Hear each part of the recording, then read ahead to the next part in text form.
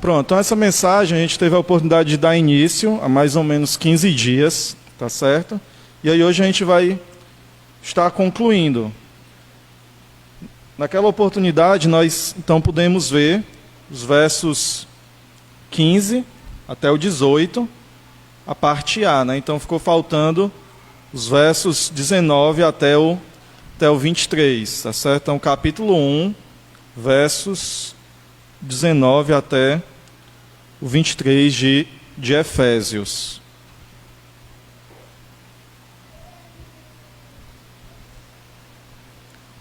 Efésios capítulo 1. Nós vamos estar fazendo a leitura novamente do 15 até o 23, para pegarmos todo o contexto. Os irmãos vão lembrar que não deu tempo, né, terminar, então a gente precisou fazer essa divisão, mas esse parágrafo tem um tema em comum, tá certo? Então a gente vai ler do 15 até o 23, diz assim: Por isso também eu, tendo ouvido a respeito da fé que vocês têm no Senhor Jesus e do amor para com todos os santos, não cesso de dar graças por vocês, mencionando-os nas minhas orações. Peço ao Deus de nosso Senhor Jesus Cristo, o Pai da glória, que conceda a vocês espírito de sabedoria e de revelação no pleno conhecimento dele. Peço que ele ilumine os olhos do coração de vocês, para que saibam qual é a esperança da vocação de vocês, qual é a riqueza da glória da sua herança nos santos, e qual a suprema grandeza do seu poder sobre nós, os que cremos, segundo a eficácia da força do seu poder. Ele exerceu esse poder em Cristo, ressuscitando-o dentre os mortos, e fazendo-o sentar à sua direita nas regiões celestiais. Verso 21. Acima de todo principado, potestade, poder, domínio, e de todo nome que se possa mencionar, não só no presente século, mas também no vindouro. E sujeitou todas as coisas debaixo dos pés de Cristo, e para ser o cabeça sobre todas as coisas o deu à igreja, a qual é o seu corpo, a plenitude daquele que a tudo enche em todas as coisas. Então, lembrando um pouco do contexto, tá certo? A gente vai lembrar que a carta de Efésios é uma daquelas 4 cartas, tá certo? Chamadas cartas da prisão. Então, Paulo tinha tido um ministério proveitoso de mais ou menos 3 anos, na sua segunda viagem missionária, naquela igreja, né, naquela cidade. E a gente vai saber, vamos ouvir dos relatos de Atos, na oportunidade, quando nós estivemos trazendo esse texto inicialmente, esse parágrafo, nós vimos como foi o ministério de Paulo naquela igreja, os frutos que ele colheu.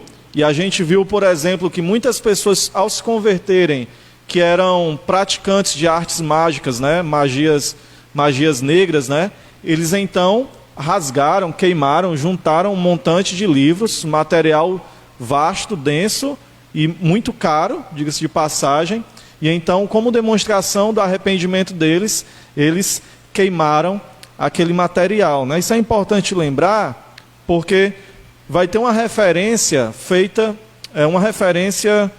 por Paulo a essa realidade, né? Essa realidade que aquelas pessoas, que aquela cultura grega como um todo, estava inserida.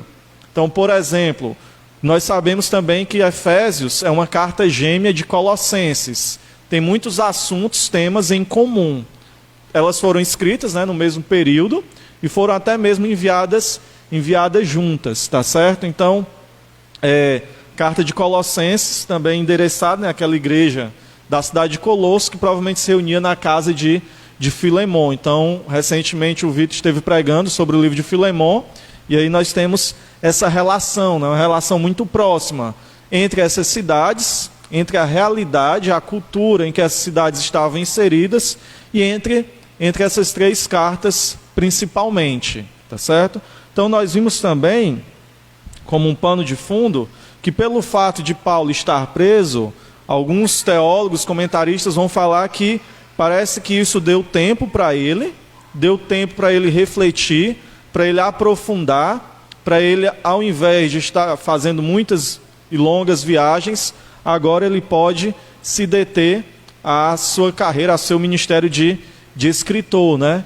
Então, uma das preocupações de Paulo era não deixar as igrejas à mercê, né? Não deixar as igrejas desfavorecidas ou ausentes, né? da sua presença e do seu ensino. Então, uma forma que ele encontra para continuar incentivando, continuar compartilhando, continuar ensinando aqueles irmãos era por meio dessas cartas. E essas 3 cartas principalmente vão ter um conteúdo bastante denso de teologia, de doutrina, de ensinos e de aplicação também. Então a gente vai perceber muito dessas visões, né, dessa revelação que Paulo tinha da doutrina de Cristo, por exemplo. Então, Efésios, Colossenses e Filipenses, a gente tem um conhecimento muito vasto sobre cristologia, tá certo? E aí alguns vão dizer que isso se deve muito a esse tempo, né, que Paulo teve para poder registrar. E aí, escrevendo aqueles irmãos, a gente viu que pode ser que essa carta seja uma carta circular, mas, ou seja, escrita para ser enviada não para uma cidade específica, né, mas para toda uma região. Então, essa carta sendo enviada, por exemplo, à cidade de Éfeso, à igreja da cidade de Éfeso, mas também poderia circular, poderia ser copiada e enviada às outras igrejas, como até mesmo as igrejas do Apocalipse, né? A gente percebe lá as igrejas da região da Ásia, como Pérgamo, Tiatira, tá certo? Então, em alguns momentos, parecia que Paulo não conhecia aqueles irmãos. Eu até falei isso, mas depois eu fiquei pensando, né?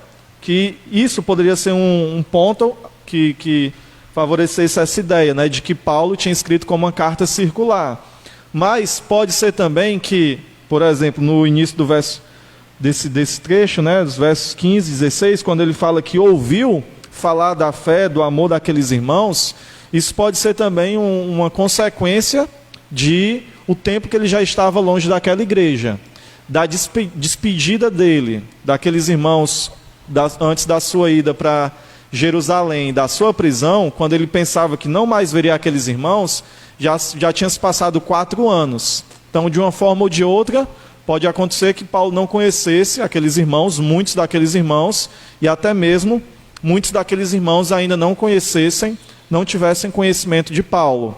Então, Paulo, imaginando que jamais veria aqueles irmãos novamente, lembrando que ele está preso e não tinha perspectiva de que ele fosse liberado, né? Que ele conseguisse a sua liberdade novamente. Mas ele insiste, ele se preocupa, ele se importa e envia, né, essas cartas, e envia esses textos para que aqueles irmãos pudessem continuar. E aí, no momento passado, na última oportunidade, nós pudemos então focar nessa oração, né? Paulo está fazendo uma oração. Então nós vimos, por exemplo, do verso 3 até o 14, Paulo falando sobre a salvação.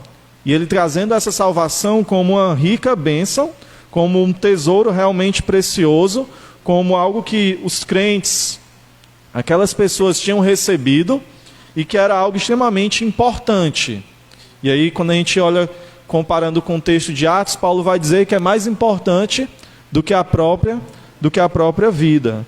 Então, falando dessa salvação, ele mostra nos versos 3 ao 14 como é que esse Deus, que é um Deus trino, um Deus que subsiste em 3 pessoas, né, que são, cada uma delas, divinas, de forma que não são 3 deuses, é somente um Deus, mas que subsiste em 3 pessoas diferentes. Então, Paulo expressa muito essa ação, né? Deixa muito claro a ação desse ser trino, desse Deus, que é um Deus trino. Então você tem o Deus Pai agindo na eleição e enviando o seu Filho, Deus Filho Jesus Cristo, que assume a forma de servo, que se encarna, que sofre, que padece, vem à terra, morre pelos nossos pecados, ressuscita, e nós vemos o Deus Espírito aplicando essa mensagem do Evangelho, essa realidade de salvação àqueles que haviam sido eleitos. Então a gente percebe claramente a ação e a função de cada uma das pessoas da Trindade. Então Paulo, nesse momento, vai mostrar, né, como é que cada uma dessas pessoas, desse Deus trino, um Deus triuno, ele age. Nesse segundo momento, um dos pontos principais, talvez de maior destaque, nesse segundo trecho, enquanto que no primeiro foi sobre riquezas espirituais que nós temos recebido, nesse segundo ponto é sobre poder. Embora no primeiro momento nós estivemos falando muito sobre esperança, sobre a salvação, a oração do apóstolo, sobre a herança que nos aguarda, mas o tema principal nesse trecho é o poder. É o poder de Deus agindo nessa salvação, é o poder de Deus agindo nas nossas vidas, é o poder de Deus conduzindo e edificando a igreja. E é muito interessante a gente perceber isso, porque Paulo estava impossibilitado, né? Ele estava sem poder, em um certo sentido, para dar continuidade ao ministério, né? Para fazer avançar a sua obra, né? O seu ministério, o evangelho, fazer com que o reino expandisse. Mas é muito interessante isso. E até pegando a citação de Paulo, né? Quando ele fala, né, que Deus nos aperfeiçoou na nossa fraqueza. Por um lado, Paulo estava preso, impossibilitado de fazer aquilo que ele sempre fizera. Por outro lado, Deus não está preso, né? Não está preso. O poder de Deus não se prende, não se limita às cadeias, ao Império Romano. Então, quando Paulo não tem condições, o Evangelho continua. Porque quando a gente lembra até o próprio Paulo falando, o Evangelho é o poder de Deus para a salvação de todo aquele que crê, né? Então, o Espírito continua agindo. Assim como ele usara Paulo em um determinado momento, ele continua usando de uma outra forma, mas ele continua usando outras pessoas que estavam livres, né? Outros apóstolos, outros discípulos que podiam dar continuidade a esse ministério. Logo mais, dali a alguns anos, Paulo não estaria mais com aqueles irmãos. E aí ele precisa ressaltar isso também, a gente falou isso, né? Que mesmo com a ausência daquele grande apóstolo, daquele grande líder, de um dos principais homens da história do cristianismo, eles deveriam saber que a fé deles, assim como ele fala aos Coríntios, né, não se baseava em Paulo, né, não estava baseada em Apolo, Pedro ou qualquer outro ministro, né, qualquer outro servo, mas estava baseada em Cristo. Assim como em Filipenses, em Colossenses, Efésios também é uma carta extremamente cristocêntrica. Então, a todo momento, Paulo quer que aquelas pessoas olhem para Cristo, que elas entendam que é por Cristo que elas foram salvas, que é por Cristo que elas permanecem, que é em Cristo que elas devem continuar e que é em Cristo que elas recebem poder para que a ação, o ministério do Espírito, então, tenha continuidade. Então, nos versos 17 e 18, nós vemos então essa oração de Paulo, né? E aí nós vemos pelo que Paulo está pedindo. Então, em 3 momentos, né? Ele pede que aquelas pessoas recebessem o Espírito Santo em revelação, né? Levando elas a conhecerem a vontade do Pai, que elas tivessem sabedoria, que a palavra de Deus habitasse, pegando aqui o trecho de Colossenses, ricamente, né, que elas fossem cheias do Espírito Santo e que isso fizesse com que elas olhassem, que elas soubessem a riqueza da esperança que elas têm, tá certo? Então elas têm uma esperança que é real e elas têm também a promessa de uma herança. E aqui são 2 pontos que podem ser destacados, né? A ideia de que todo crente tem uma herança lhe esperando, né? Então é aquilo que nós anseiamos um dia receber, né? Aquilo que nós anseiamos um dia encontrar. Então, é uma esperança que é viva, baseada em nossa vocação, uma riqueza de uma herança que é gloriosa, tanto de nossa parte, no sentido que nós esperamos, mas também tendo cada um dos cristãos a igreja como herança do Senhor. Então, Paulo fortalece aqueles irmãos pensando o seguinte, fazendo-os pensar o seguinte: vocês são herança do Filho, né? São herança de Cristo. Um dia vocês vão ser apresentados a Cristo. Então, sabendo disso, mantenham-se firmes. Sabendo disso, perseverem e permaneçam. E o terceiro motivo de oração, né, pelo que Paulo orava aqui, pedia para que eles soubessem, né, que eles soubessem, verso 19. E aí nós entramos na mensagem de hoje, no texto de hoje. Verso 19. Ele pedia para que eles soubessem qual é a suprema grandeza do seu poder sobre nós os que cremos, segundo a eficácia da força do seu poder. Então, no verso 19, nós temos a palavra poder aí, pelo menos aparecendo quatro vezes. E aí Paulo quer mostrar para aqueles irmãos, para que eles soubessem, para que eles tivessem pleno conhecimento, para que eles tivessem certeza de quem era o Deus que eles serviam. Por mais que pudesse parecer, né, e até comparando com os nossos dias, que eles fossem pequenos e poucos, por mais que pudesse parecer que eles fossem escravos de um império maior, ou até mesmo fracos, Paulo mostra que com eles tem algo que é superior a qualquer outro império. Paulo quer mostrar para aqueles irmãos que eles têm dentro de si a ação de um Deus que não é um Deus romano qualquer, que não é um Deus, mais um Deus grego cheio de problemas, de inclinações, de vícios, de pecados, como aquelas pessoas haviam aprendido desde a infância, dentro de uma cultura grega, né? Onde você tem vários deuses, mas os deuses são feitos à imagem do homem. Muitos deles são deuses que sempre tem alguém superior, né? Tem um Deus, mas esse Deus é só o Deus da água. Tem o Deus do céu, tem o Deus do fogo, tem o Deus da guerra. Aquele Deus não é o Deus de tudo, né? Aqueles deuses gregos não são os deuses supremos e superiores. No final das contas, eles não detêm todo o poder. Até mesmo o Deus do trovão, né? Zeus, ele é mandado pela mulher, né? E aí ele trai a mulher várias vezes. Então, só para que aqueles irmãos soubessem, é diferente. Aquilo que vocês tinham aprendido, tudo que foi ensinado para vocês, isso que vocês já deixaram, todas essas magias, artes mágicas, magia negra, coisa que era das trevas, agora vocês estão na luz e servem, fazem parte, pertencem a um Deus que é extremamente poderoso. E não somente isso, né? Ele queria que eles focalizassem nesse Deus, nesse ser supremo, na grandeza desse poder. É o que ele diz mais uma vez, ó. Qual é a suprema grandeza do seu poder sobre nós? Era importante que aqueles irmãos, que a igreja soubesse que a ação que era realizada por meio deles não estava baseada na força e no poder deles mesmos. Eles não eram o motor, né? Aquilo que motivava, aquilo que faziam as coisas acontecerem. Eles não eram a parte mais importante.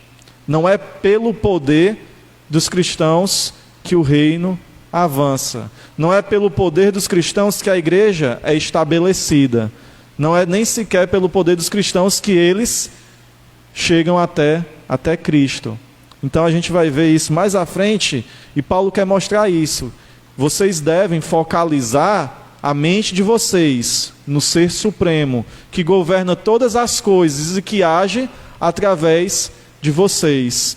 Que as coisas que acontecem para que o reino avance é independente da nossa força, do nosso poder.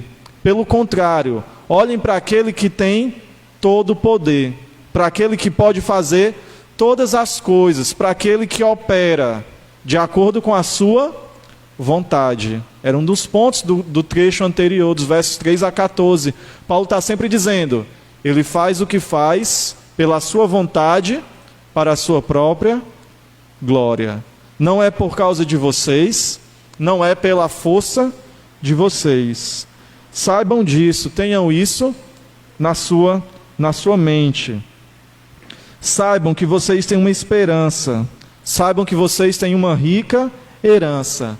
Saibam agora que vocês servem um Deus que é supremamente poderoso. E às vezes é até interessante quando a gente lê Paulo, né, os textos, as epístolas paulinas, porque a tentativa, a gente já tem visto isso, de expressar coisas que muitas vezes as palavras não podem expressar.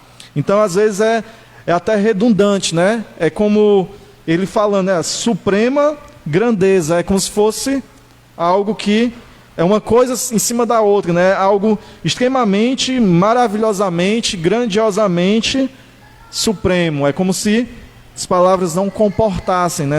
Não desse para expressar o que realmente Paulo está querendo dizer, né? Mas ele quer que os cristãos soubessem que eles serviam a um Deus supremamente grandioso em seu poder, e que não está ausente, que não é como os deuses romanos e gregos, e que não é alguém que pode ser derrotado.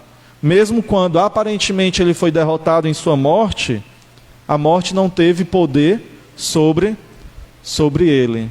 A morte não foi o inimigo, assim como o império não era um inimigo, assim como Satanás não é um inimigo, né? Até expondo, o irmão Sidney também pregando em Jó, a gente viu isso, né? E aí até uma expressão que o Lutero utilizava, né? Mesmo o diabo é diabo de Deus, né? Ou seja, é alguém que está sob a alçada, né? Sob a autoridade do Senhor Deus. Saibam disso. Esse poder opera em nós, é o que Paulo diz. Em quem? Os que cremos. E aqui mais uma vez, né? Ele vai usar a palavra poder 3 vezes, né? Ele vai dizer, segundo a eficácia da força do seu poder. Então, quando aparece aí eficácia, força e poder, são 3 palavras diferentes para expressar a ideia de poder. Então perceba como Paulo, ele é até mesmo redundante, né? Mas para expressar essa grandiosidade de poder. Então, no início do capítulo 19, quando ele fala a suprema grandeza do seu poder, é um poder irresistível. A palavra que está sendo utilizada é aquela palavra que dá origem à dinamite, né? Um poder que ninguém consegue resistir, um poder que está acima de qualquer coisa. No segundo momento, na palavra eficácia, que poderia até ser traduzida como vigor, como energia, é um poder que trabalha, um poder que não é simplesmente uma demonstração de força, mas é um poder que está operando, que é eficaz, que é posto em prática, né? Que é trabalhado.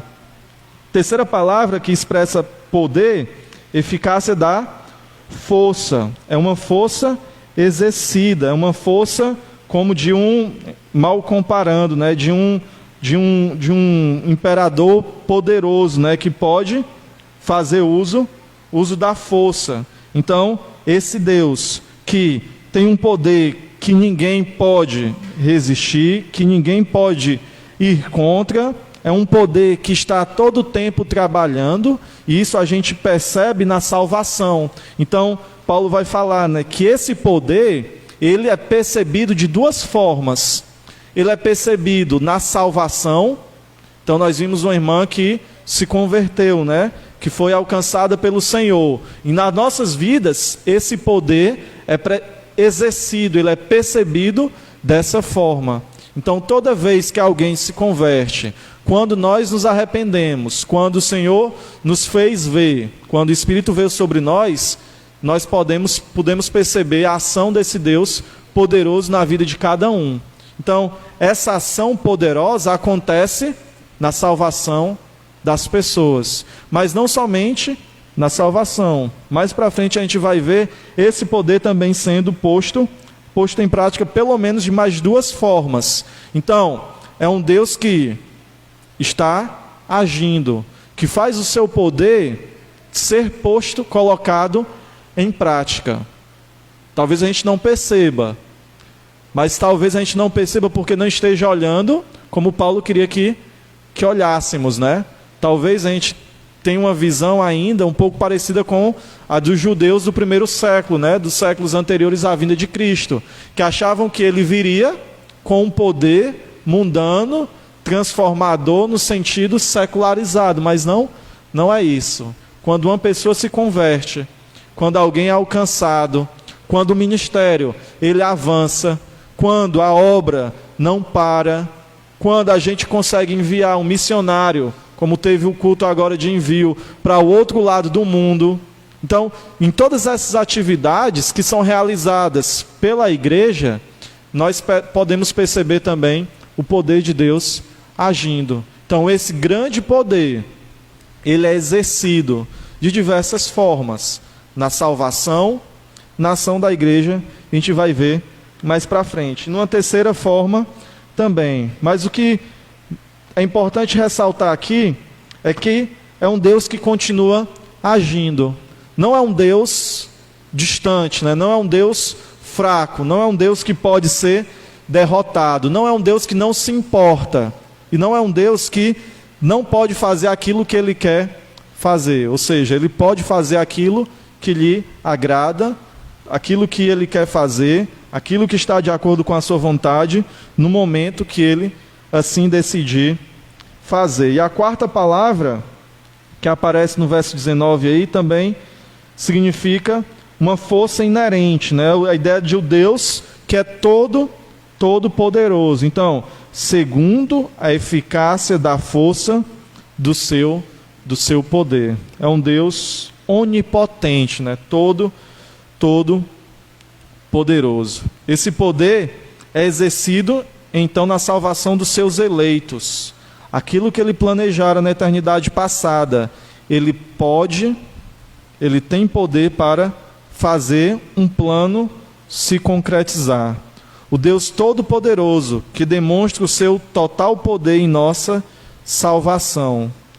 Aquele Deus que nos tira, né, do lamaçal do pecado. Aquele Deus que nos resgata, que nos salva, que nos dá vida, que nos regenera, né, que nos faz uma nova criatura.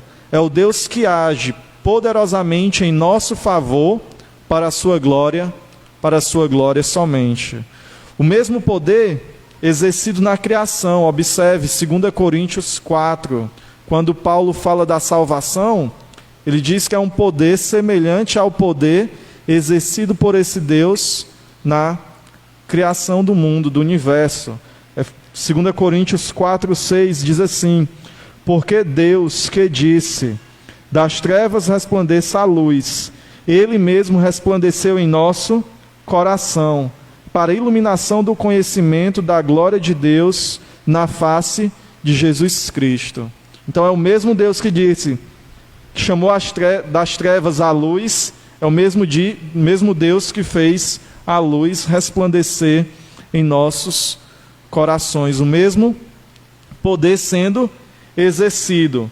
E esse Deus poderoso também exerce o seu poder no verso 20 aí, na ressurreição de Cristo, Efésios 1, 20, quando ele diz: esse poder que é perceptível, que é visto na ação salvadora dentro da igreja, quando um pecador se arrepende, é o mesmo poder utilizado, é o mesmo poder exercido em Cristo, quando Deus o ressuscitou dentre os mortos, fazendo-o assentar à sua direita nas regiões celestiais. Foi exercido em nosso favor, na salvação, conforme a atuação da sua poderosa força, uma tradução da NVI, segundo a operação, atividade de sua onipotente força, ou de seu onipotente poder. Esse Deus que está agindo para a salvação dentro da igreja, exerce o poder, o seu total poder na ressurreição de Cristo. E não somente nisso, na sua ascensão e na sua colocação, né, onde ele é posto, né, o lugar de destaque que ele ocupa. É alguém que está numa posição de total autoridade, exercendo o seu livre, autônomo poder. E aí, nesse sentido, né, único ser que é livre de fato, né, que é autônomo de verdade, que não precisa, que não necessita de nada, nem de ninguém. É esse Deus trino, né? Esse Deus criador, o Deus Pai, Deus Filho, Deus Espírito Santo. Então, nessa ação da ressurreição, na elevação, onde Cristo é posto, ele exerce a sua autoridade. Então, naquele contexto onde a gente viu, né, de idolatria, de adoração a seres, se adorava do rio, passando pela planta, chegando no fogo e até as imagens de escultura. Tudo era motivo para adoração, né? Então, dentro do contexto da cultura pagã, esse ser, ele é posto num lugar supremo. Paulo queria que aqueles irmãos tivessem plena convicção disso, que, é o que ele vai falar no versículo 21, Cristo foi colocado à direita do Pai, nas regiões celestiais, acima de todo o principado, potestade, poder, domínio e de todo nome que se possa mencionar, não só no presente século, mas também no vindouro. Ele é colocado acima de qualquer criatura, num lugar de destaque, de supremacia com relação aos anjos, por exemplo, as castas, né? Dentro daquele contexto havia muito essa ideia, né? Até mesmo uma mistura com o judaísmo. A gente viu isso quando estudamos o livro de Colossenses, né? Em que parecia que eles existia uma hierarquia, né? Então existia uma atenção muito grande, né, a essas hierarquias de anjos, né, de seres angelicais, tanto anjos que ainda serviam a Deus, como também anjos caídos, né, demônios. Então, existia um interesse muito grande, né, por essas forças espirituais, né, por essa magia, por este misticismo, pelas coisas que envolviam a natureza também. Então, Paulo diz, Cristo é colocado em posição de autoridade, de governo sobre todas essas coisas que vocês dão tanta atenção, né? Vocês, a cultura em que vocês estão inseridos. Ele está acima e tem poder sobre todo principado, autoridade, sobre toda potestade, todo poder humano, todo poder angelical e espiritual. Ele domina em todos os lugares, em todo espaço desse universo. E não existe nenhum outro nome que se possa mencionar, agora ou futuramente, que já tenha passado ou que ainda vá surgir, que esteja acima do nome de Cristo. Era isso que Paulo queria que aqueles irmãos soubessem. Este Cristo ressuscitado, ele é colocado em um lugar de destaque, acima de todas as coisas, tendo toda a autoridade sobre o mundo criado. É a este Deus que nós também servimos. Paulo queria que aqueles irmãos tivessem plena certeza de quem era o Senhor deles e nosso também.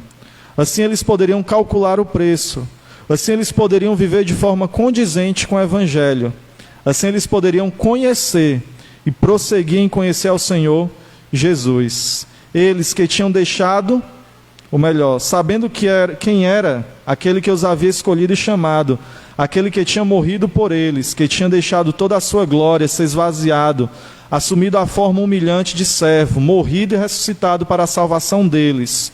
Com isso eles poderiam estar plenamente certos de sua fé, que não seria em vão, que lutar pelo Senhor nesta terra não seria um trabalho inválido, mas que valeria a pena deixar tudo para servir a este grande Deus que é soberano e que age conforme a sua vontade. Fidelidade ao Senhor passa então por conhecer quem é esse Senhor, a quem servimos.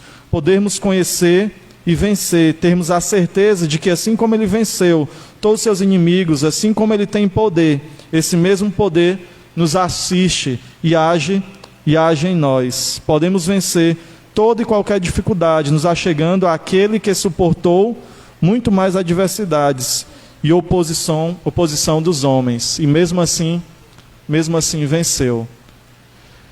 Imagine vocês, é reconfortante, não é? A gente escutar uma mensagem dessa, de alguém que está preso e que fala de riqueza e poder. Alguém que era pobre, né, em um certo sentido, mas que tinha toda riqueza. Alguém que não tinha poder nenhum, que não podia talvez bater em um soldado romano, mas que tinha todo o poder do universo agindo nele, através dele. Isso fazia com que aqueles irmãos que estavam naquela época continuassem, perseverassem. Ao conhecer quem é o Deus que nós servimos, ao saber de todo o poder que está à nossa disposição, isso nos dá condições de continuarmos. Nós somos fracos, nós somos poucos, nós somos pequenos e pobres, mas a obra não depende da gente, nunca dependeu de nenhum homem sequer, não dependia de Paulo, não dependeu dos pais no Antigo Testamento. Muitos deles pecaram várias vezes, mas o Deus da aliança, o Deus que tinha decidido, que tinha dado a sua palavra, é Ele que está agindo, é Ele que age na nossa salvação, é Ele que age na nossa perseverança, é Ele que age na vida dentro da igreja.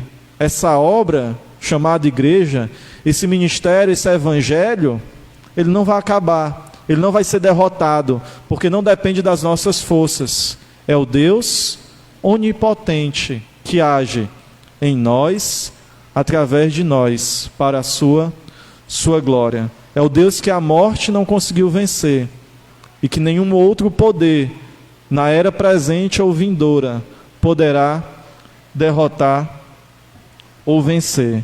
É esse Cristo, extremamente poderoso, supremamente grande em seu poder, que é dado à igreja.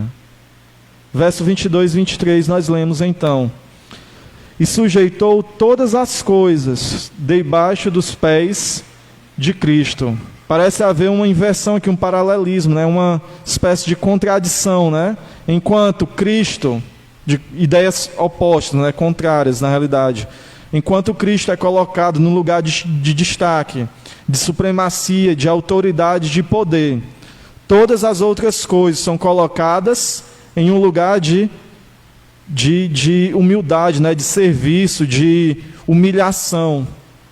Todas as coisas foram postas debaixo dos seus pés. A ideia de tudo que exista, mesmo aqueles que se levantam contra o Criador, que pensam estar fazendo guerra, né? Que pensam estar indo contra a vontade de Deus, no final das contas, eles estão debaixo dos pés de Cristo. Então, observe a posição, né? Os locais aí que são apresentados, né? Cristo colocado à direita do Pai, assentado no lugar de autoridade. Todas as coisas debaixo dos seus pés. E mais uma vez esse Cristo colocado como cabeça da igreja. Mais uma vez um lugar de destaque. E a igreja que é o seu corpo. Expressando a união da igreja com o seu Cristo. Com a cabeça, o corpo com a cabeça, a relação íntima, de unidade, de ligação, de ação, né? De modo que ele vai dizer, a qual é o seu corpo, a igreja, a plenitude daquele que a tudo enche em todas as coisas. É este Cristo que é dado à igreja por cabeça, a qual une todas as coisas em si, que faz com que todos nós, mesmo com todas as nossas diferenças, mesmo com toda a nossa dificuldade, mesmo com todos os nossos problemas, fazermos parte deste corpo, de sermos membros do corpo de Cristo, e que manifestamos as maravilhas do Senhor no mundo presente. Olha a grande responsabilidade que aqueles irmãos tinham e que nós temos. Esse Deus poderoso, a ação dele no mundo presente deve ser percebida através do seu corpo, a igreja.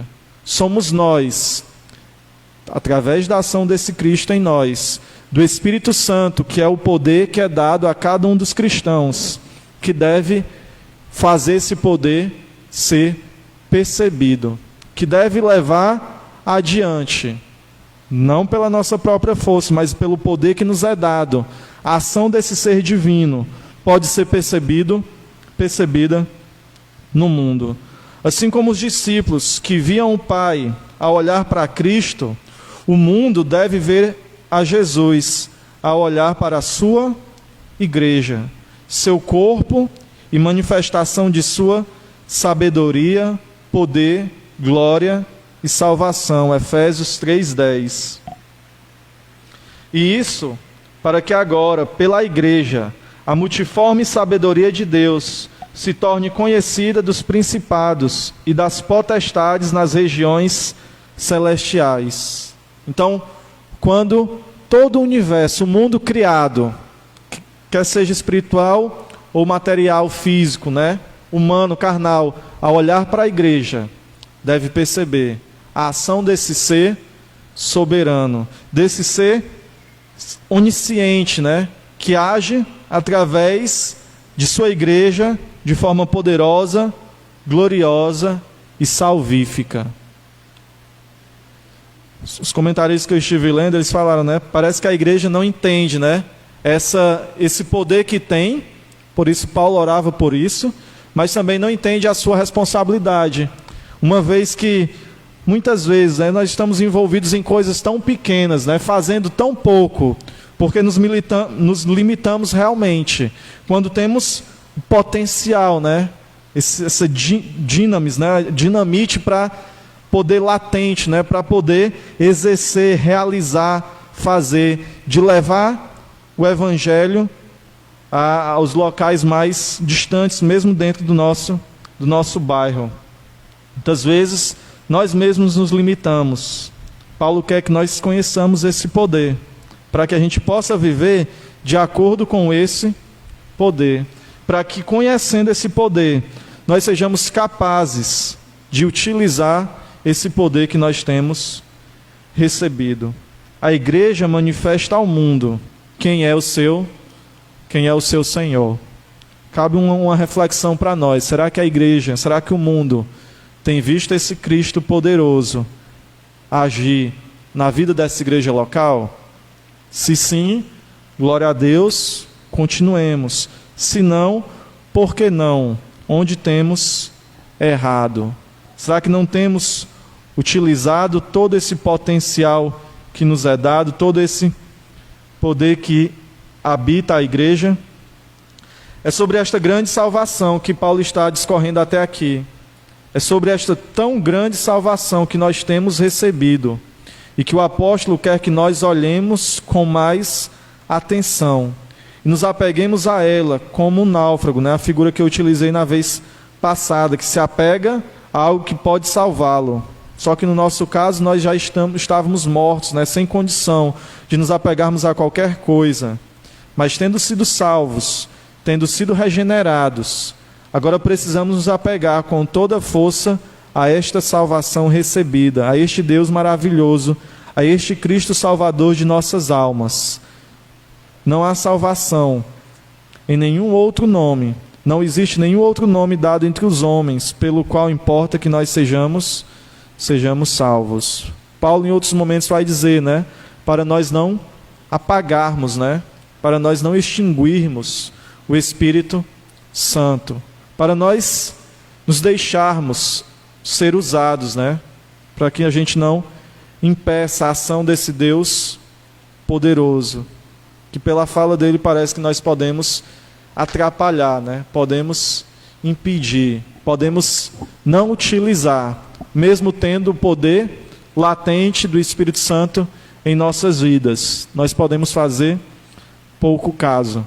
Quando Paulo falou sobre ser cheio do Espírito Santo aos Colossenses, ou melhor, ele utiliza a expressão, ser cheio do Espírito Santo aos Efésios, aos Colossenses ele usou: habite ricamente em vós a palavra de Cristo. Como se fosse um paralelo, entre ser cheio do Espírito Santo e ser cheio da palavra de Deus. Muitas vezes esse poder não é utilizado, porque nós não estamos cheios do Espírito e da palavra de Deus. Oremos. Senhor Deus, o Senhor sabe quem somos, conhece as nossas fraquezas, mas nós pedimos ao Pai que o Senhor utilize, mesmo pessoas fracas, mesmo poucos como nós, ó Pai, para exercerem, para fazerem uso, para expressarem, ó Pai, ao mundo que nos cerca, que está em trevas e que jaz no maligno, para que o Teu poder continue a ser exercido, posto em prática através da Tua igreja santa e amada, que tem o poder, ó Pai, para mudar todas as coisas, para mudar o mundo em trevas, para permear, Senhor, para espalhar, para fazer avançar o Teu reino. Que o Teu Espírito, ó Pai, habite ricamente em nós, nos encha, nos faça cada vez mais unidos, experimentados, ó Pai, no Teu amor, na Tua palavra, que tem fé firme, fundamentada, fortificada em Ti, ó Pai, que experimenta da Tua ação em nossas vidas. Nós te pedimos, ó Deus, que continues a agir na Tua igreja, que nos use, ó Pai, que o Teu nome seja glorificado, que o Teu poder, que a Tua ação seja percebida em nosso meio. Nos perdoa quando não fazemos o devido uso da Tua palavra e do Teu poder que habita em nós. Nos dá toda sabedoria. E assim como Paulo orou, ó Deus, entendimento, olhos abertos, revelação da Tua palavra, para que possamos conhecer, ó Deus, saber quem Tu és, o quanto nós precisamos de Ti, o quanto a Tua palavra é importante e rica, e o quanto devemos nos agarrar, Senhor, a essa mensagem de salvação e também espalhá-la aos 4 cantos deste mundo. Abençoa o Teu povo em nome de Cristo. Amém, Pai.